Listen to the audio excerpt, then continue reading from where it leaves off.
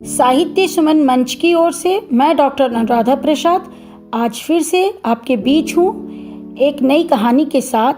जी हाँ, कड़ी से कड़ी जुड़ती गई और कहानी पूरी हो गई। इस बार फिर हमारी कुल 15 महिला रचनाकारों ने मिलकर इस कहानी को पूरा किया है।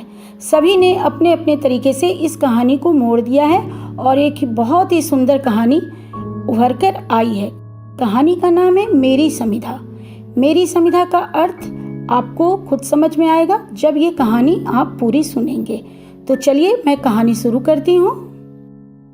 वानी ने जैसे ही MBBS पास किया, माता पिता ने उसकी शादी योग्य वर देखकर डॉक्टर वरुण से कर दिया। संजोग की बात थी कि दोनों पति पत्नी को जयपुर के एक सरकारी अस्पताल में साथ साथ ही नौकरी मिल गई। किंतु विवाह के 7 वर्ष बाद एक अजीब मोड़ आया उनकी जिंदगी में, जब वानी को प्री PG करने के लिए लखनऊ जाना अनिवार्य हो गया। वानी इस उलझन में उलझ गई कि पूरे 1 साल तक अब कौन उसके पति और दोनों बच्चों की देखभाल करेगा।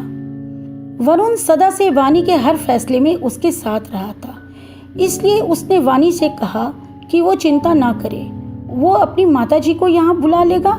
किंतु फोन करने पर पता चला कि वरुण की माताजी अपने अस्थमा के इलाज के लिए बड़े बेटे के पास लंदन गई हुई हैं। अंत में वानी और वरुण ने तय किया कि वानी के माता पिता को ही बच्चों की देखभाल के लिए बुला लिया जाए।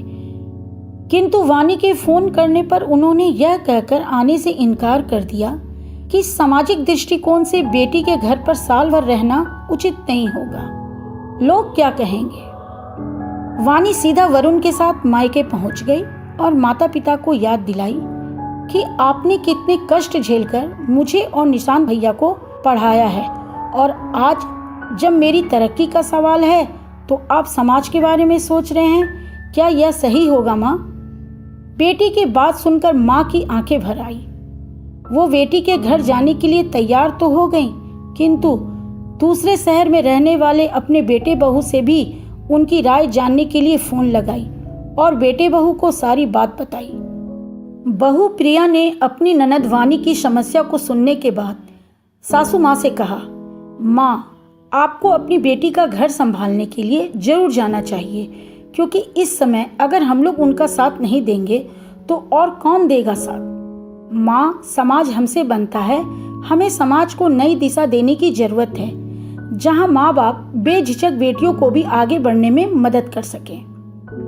बहू की बातों से प्रेरित होकर दोनों पति पत्नी वानी के साथ उसके घर जाने वाले ही थे कि अचानक वानी के पिता की तबीयत खराब हो गई। तत्काल उन्हें हॉस्पिटल में एडमिट करवाना पड़ा। BP और हेमोग्लोबिन कम होने के कारण उन्हें तत्काल खून की जरूरत थी। किसी का ब्लड ग्रुप उनसे मैच नहीं किया तो वरुण ने डॉक्टर को बताया कि उसका ब्लड ग्रुप और पिताजी का ब्लड ग्रुप एक ही है। वरुण ने दामाद नहीं बल्कि बेटा बनकर अपना खून दिया। यह दृश्य वानी की मां के हृदय को छू गया। कुछ दिन में वानी के पिता ठीक हो गए और पत्नी के साथ बेटी के घर आकर रहने लगे। नाती नतनी की देखभाल करते हुए उनके बीच साल भर कैसे गुजर गया पता भी नहीं चला। वो वानी को PG कंप्लीट करा के DM यानी कि डॉक्टरेट इन मेडिसिन करवाती हैं, जिसके परिणाम स्वरूप वानी सवाई मान सिंह मेडिकल कॉलेज जयपुर में अब जानी मानी प्रोफेसर बन चुकी है। उफ, ये क्या किस्मत एक बार फिर इम्तिहान लेती है। बेटी के घर से अब अपने घर जाने के लिए वानी के माता पिता जब स्टेशन जाने लगते हैं, तभी वानी की माँ को चेस्ट पेन शुरू हो जाता है। उनकी बिगड़ती हुई अवस्था को देखकर वानी उन्हें तुरंत अपने ही अस्पताल में एडमिट करवाती है। दृढ़ विश्वास के साथ वानी ही अपनी मां का एंजियोग्राफी करती है। उनकी एक आर्टरी में ब्लॉकेज मिलता है। तुरंत इलाज करते हुए वह स्टेंट लगाती है। सभी सांस रोक के ऑपरेशन थिएटर के बाहर वानी के आने का इंतजार कर रहे हैं। ऑपरेशन सफल होता है और वानी एक विजयी योद्धा की तरह चलकर अपने पिता से लिपट जाती है।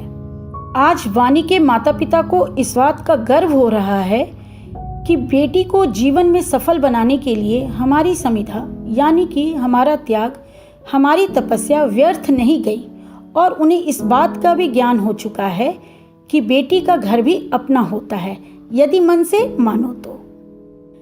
आशा है आपको ये कहानी बहुत अच्छी लगी होगी और आप इस कहानी को पूरा सुने होंगे। तो आगे फिर मैं आऊँगी किसी नई कहानी के साथ, जिसे मिलकर लिखेंगी हमारी सभी विशिष्ट महिला रचनाकार। आज के लिए बस इतना ही। धन्यवाद।